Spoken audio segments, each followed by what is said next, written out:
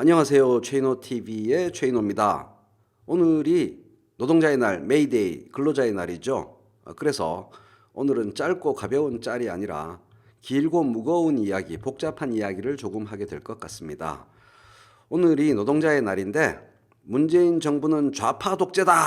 라는 구호가 어딘가에서 들리니 제 친구 김진호 박사, 음악학 박사, 이런 책을 쓰신 양반, 모차르트 호모사피엔스. 조금 어렵지만 매우 재미있는 책입니다. 음악과 인간, 사회, 역사, 철학에 대한 이야기입니다. 이런 책을 쓴 안동대 교수님이신데 문재인 정부는 좌파 독재다라는 말에 하도 기가 막혀서 페이스북에 짧은 글 하나를 올렸습니다. 여기에서 그 글을 소개합니다. 20세기 말 유학 시절 파리 지하철 내에서 지하철 직원이 괴한에게 구타당해 사망한 사건이 있었다. 파리 지하철 노조가 항의의 표시로 총파업을 했다.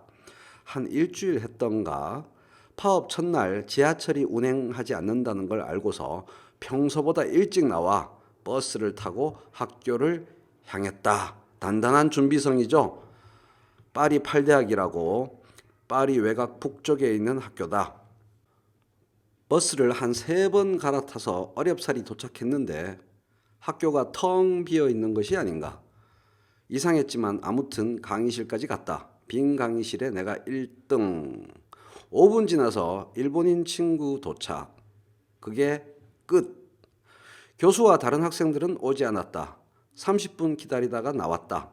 옆 강의실에서도 한국인 혼자 있었고 우리 모두 로비로 나오니 일본 사람, 한국 사람만 대여섯 명이었다. 일본인과 한국인은 지구 최고의 성실한 종이면서도 파리의 파업 문화의 문외한이었던 거다. 그러고 보니 아침에 집을 나와 버스를 몇 번 갈아타는 동안 파리 시와 버스가 평소보다 한산했던 기억이 났다. 한국 같으면 버스 대란이 일어났을 것이다. 언론도 버스 대란을 선정적으로 보도했을 것이고 다음날 아침 학교를 가야 하나 고민하다 다시 어렵사리 갔다. 정말 성실하죠? 우린 해야 됩니다. 전날과 동일. 노동자들이 파업할 때 교수들은 수업하지 않고 학생들도 가지 않는 나라. 교육부가 교수들에게 법정 수업일자 채우라고 강요하지 않는 나라. 보강이 없었다고 합니다. 교육부는 강요했지만 8대학 교수들만 뻗댔던 걸까? 노동자와 연대하는 방식에는 수업 안 하는 것도 포함된다. 참고로 프랑스는 여전히 자동차 산업 강국이다. 한국인들이 전 세계에서 아무 근거 없이 일본을 알로 보는 유일한 이들이라는데 아마도 프랑스를 무시하는 유일한 사람들이기도 할 것 같다.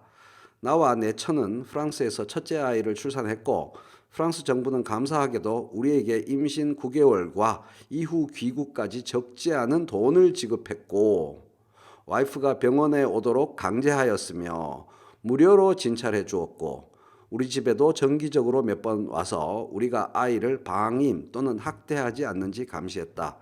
나와 처는 거의 무료로 대학원을 다녔다. 이런 프랑스를 사회주의 국가라고 부르기보다 사회민주주의 국가라고 부를 것이다. 프랑스 헌법 1조를 보면 프랑스는 사회적 공화국이다 이렇게 되어 있습니다. 문재인 정권은 프랑스가 하는 복지 정책의 발톱만큼도 아직 시행하지 않고 있는데 이런 문 정권을 어떤 이들이 좌파 독재라고 하니 가소롭기 짝이 없다. 오늘이 노동자의 날이란다. 문 정권이라고 세 글자를 쓴 걸 보면 제 친구 김진호 박사의 스탠스를 조금은 짐작하실 수 있을 겁니다. 가소롭기 짝이 없는 자들의 어처구니 없는 주장, 문재인 정부는 좌파 독재다. 이런 주장에 대해서 일갈했습니다. 이러한 일갈은 김진호 박사의 이 글로 충분할 것 같습니다. 오늘은 우리 사회의 극단적 오른쪽에 있는 극단적 아래쪽에 있는 집단의 헛소리에 대한 일갈, 김진호 박사의 이러한 귀중한 일갈에서 멈추지 않고 다소 복잡하고 힘든 노동이라는 문제로 넘어갈까 합니다. 노동자의 날, 근로자의 날, 메이데이니까요. 오늘 문재인 대통령은 SNS에 노동이 자랑스러운 나라를 만들고 싶습니다라는 글을 올렸습니다. 쭉 쓰셨습니다. 다 읽지는 않겠습니다. 노동 존중 사회는 우리 정부의 핵심 국정 기조입니다. 정부의 정책만으로 하루아침에 사회가 달라질 수는 없겠지만 사회안전보건법의 개정이 조금씩 진보가 있게 할 것 같습니다. 그동안 고공농성이나 단식 등으로 고생하던 노동자들이 일터로 돌아갈 수 있게 된 것도 다행스럽습니다. 쌍용 자동차와 KTX 여승무원, 파인텍, 콜텍 악기 등 우리 정부 출범 이전부터 있었던 오랜 노동 문제들이 모두 해결되었습니다. 경사노위의 조속한 정상화가 되었으면 좋겠습니다. 노동계 또한 우리 사회의 주류라는 자세로 함께 해주시기 바랍니다. 굉장히 중요한 말이라고 생각합니다. 과거 기울어진 세상에서 노동이 투쟁으로 존중을 찾았다면 앞으로의 세상에서 노동은 상생으로 존중을 찾아야 할 것이라고 생각합니다. 이렇게 글을 쓰셨어요. 어렵지만 힘들지만 잘 안 될 때도 많지만 노동이 자랑스러운 나라를 만들고 싶다라는 꿈을 피력하셨습니다. 이러한 위와 같은 문 대통령의 글과 문 정부의 노동 정책에 대해서 비판할 사람들이 아주 많다는 게 지금 대한민국의 노동 현실에 숨어 있는 진실 하나를 보여주는 게 아닐까 합니다. 이것은 최인호의 생각입니다. 먼저 노동계 또한 우리 사회의 주류라는 사실을 뼈저리게 느끼지 않는 사람들이 있습니다. 이분들은 그런 말들이 요새 사회 이곳저곳에서 조금씩 들리기 시작하는데 노동계가 우리 사회의 주류라는 말은 노동 탄압을 정당화하기 위한 프레임에 불과하다라고 말하고 생각들을 하십니다. 그래서 이분들은 문재인 정부의 불만족스러운 노동 정책들에 대해서 매우 심하게 화를 냅니다. 그런데 이들의 공격은 산업 정책의 문제라는 것과 경영 구조, 회사 지배 구조, 그리고 사법 정의의 실현 문제를 이 세 가지 문제를 전혀 구분하지 않고 마구잡이로 문재인 정부를 공격하는 게 이분들의 특성입니다.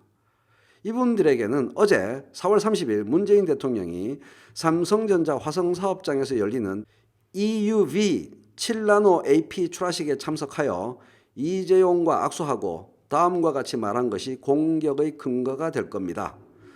삼성전자는 2030년까지 133조 원을 투자하여 파운드리 세계 1위로 도약하겠다는 야심찬 목표를 밝혔습니다. 원대한 목표 설정에 박수를 보내며 정부도 적극적으로 돕겠습니다. 정부는 내수 시장을 위해 공공 분야부터 열겠습니다. 이러한 대규모 공공사업과 연계한 수요를 발굴하겠습니다.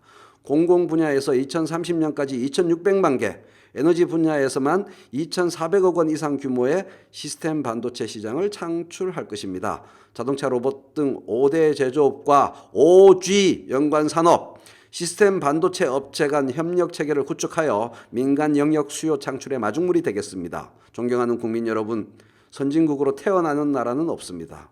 명언입니다. 시작부터 세계 최고인 기업도 없습니다. 지금 반도체 분야는 우리나라 수출의 20%, 17만 5천여 명의 일자리를 책임지고 있습니다. 우리 자신의 힘으로 선진국이 되었고 세계 최고 기업을 만들어냈습니다. 우리는 함께 잘 사는 나라를 향해 가고 있습니다. 기업들도 새로운 투자 계획과 상생 협력 강화 계획을 발표하고 있습니다. 자, 이렇게 축사를 했는데요. 문재인 정부를 왼쪽에서 심하게 공격하면서 노동이라는 단어를 언급하기를 좋아하는 사람들은 재벌에 대해서도 이런 식으로 말합니다. 재벌 기업이 해외 직접 투자를 하면 이게 사실은 재벌 기업이 아니고 수출 대기업이죠. 재벌은 경영 지배 구조를 말하는 것이고 수출형 대기업이라고 하면은 수직 계열화를 특성으로 하는 수출형 대기업을 말하는 거고요. 어쨌든 재벌 기업이 해외 직접 투자를 하면 뭐라고 욕을 하죠? 국내 일자리 창출 안 한다. 오프쇼어링 나빠요. 이렇게 말하는 거고요. 국내에 투자하면 재벌 특혜다. 이렇게 비판하고요. 투자를 안 하면 사내 유보금만 쌓아둔다. 어쩌란 말이죠. 이런 것들이 틀닥 진보의 자가당착적 목소리다라고 최인호는 생각합니다. 이런 주장대로라면 모든 이윤을 주주에게 배당하면 됩니다. 그러면 사내유보금도 없어지죠. 재벌 특혜도 없어지죠. 해외 투자도 없어지고 무능한 3세들에게 경영 승계를 시킬 이유도 없어집니다. 그러니까 만족할 만하죠. 주주님들만 살판 나겠네요. 그러면 또 주주자본주의라고 비판하겠구나. 다른 방법도 있네요. 아예 이윤이 안 생기도록 임금과 자재 구입비로 다 써버리면 됩니다. 그러면 다시 사내유보금도 없어지고 재벌 특혜도 없어지고 해외 투자도 없고 무능한 3세들에게 경영 승계시킬 이유도 없어지고 이분들은 만족합니다. 그리고 하청 중소기업과 노동자들은 행복해집니다. 그리고 다음 해 또 다음 해에 우리 모두는 함께 못 사는 나라를 향해 가고 있을지도 모르겠습니다. 이상은 부경대 남종석 교수의 글에 제 의견을 살짝 얹어서 드린 말씀입니다. 이 말씀에서 생기는 문제점은 오롯이 저의 몫입니다. 마지막으로는 한국항공우주연구원 강왕구 박사님의 글을 살짝 소개하면서 왼쪽에서 덮어놓고 문재인 정부를 공격하는 사람들의 문제를 짚어보겠습니다. 지난번에 강왕구 박사님의 글을 통해서 동남권 관문공항과 MRO 단지의 관계에 대해서 살펴본 적이 있죠. 한결에는 경제와 산업에 대한 관점을 재정립할 필요가 있습니다. 강왕구 박사의 글입니다. 대기업 집단과 재벌가를 분리해서 사고해야 합니다. 이게 굉장히 중요합니다. 아니면 아래와 같은 이상한 기사가 나옵니다. 한결에 헤드라인 보십시오. 이재용 대법 선고 앞두고 정부 삼성 비메모리 반도체 동맹. 그래서 이렇게 뉴스를 전하면서 이재용 판결 앞 대법의 압력 모양새. 이런 걸 이제 매도라고 하는 거죠. 삼성과 정부가 협력해서 비메모리 반도체 산업을 육성하는 것은 우리 미래를 위해 꼭 필요합니다. 강 박사님의 글입니다. 기사에서도 언급했지만 늦어도 너무나 늦었습니다. 기사 자체 내에서 그렇게 언급했어요. 비메모리 반도체 산업을 육성하기 위해 삼성과의 협조는 불가피합니다. 정부의 지원은 삼성을 직접적 대상으로 하지 않고 관련된 학교, 연구소 그리고 하청 중소기업을 지원하는 데 쓰입니다. 삼성이 하지 않는 부분을 지원하는 것이지요. 그래서 삼성이 100조 이상 투자할 때 정부에서 1조가량 지원하는 것입니다. 이걸 무리하게 이재용 재판과 결부시킬 필요는 없습니다. 이건 진짜 욕하고 싶어서 욕하는 거예요. 이재용 재판은 재판이고 비메모리 분야의 대대적인 민간 정부 협력 투자는 또 다른 건이지요. 이걸 분리해서 생각하고 정책을 세워나가야 합니다. 이걸 분리해서 생각하고 받아들이고 이걸 분리해서 생각하고 바라봐야 한다고 저는 생각합니다. 이건 최인호 이야기입니다.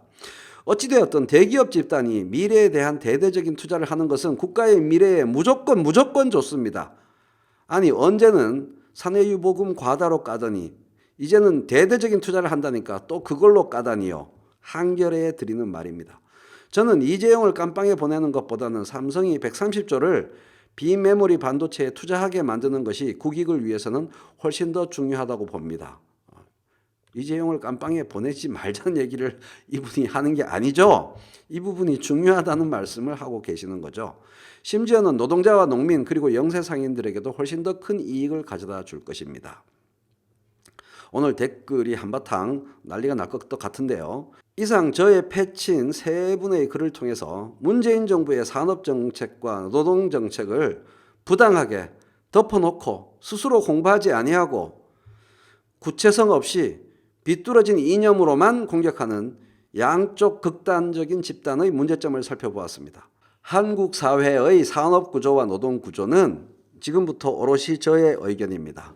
이런 단순한 이분법으로 살펴보고 해결하기에는 너무나 복잡한 다원다차 방정식입니다.